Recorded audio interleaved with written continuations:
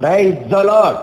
వర్తమాన భూత భవిష్యత్ కాలములో ఉండువాడు సర్వాధికారి అయిన ప్రభువు యేసుక్రీస్తు పేరట మీకు సంతోషము, సమాధానము, ఆదరణ, ఓదార్పు నిత్యము కలుగును గాక. ఈ దినపు యేసయ్య జీవపు మాట. ద్వితీయోపదేశ కాండము 4వ అధ్యాయము 31వ వాక్య భాగం. నిన్ను చెయ్యి విడువడు.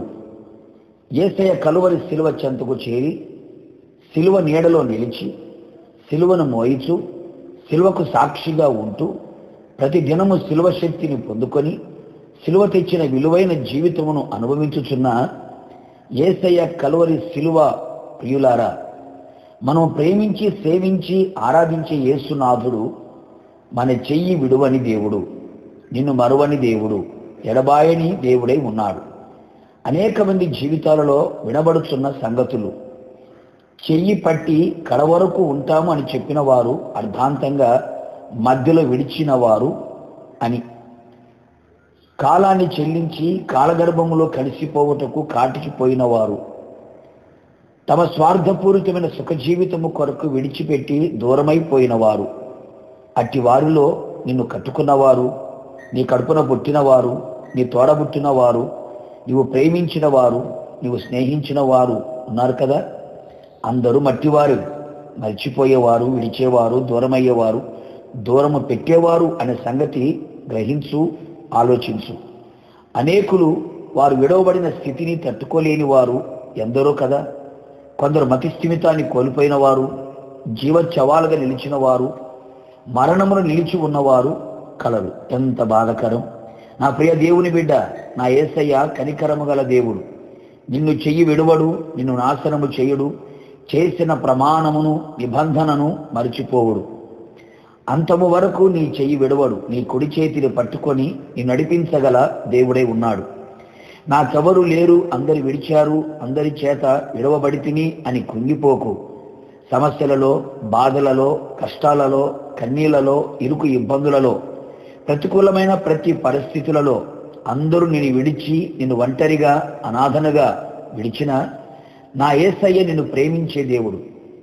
నీ చెయ్యి విడవక పట్టుకొని నీ ఉన్న స్థితిలో నుండి ఉన్నత స్థితికి నిన్ను లేవనెత్తువాడు.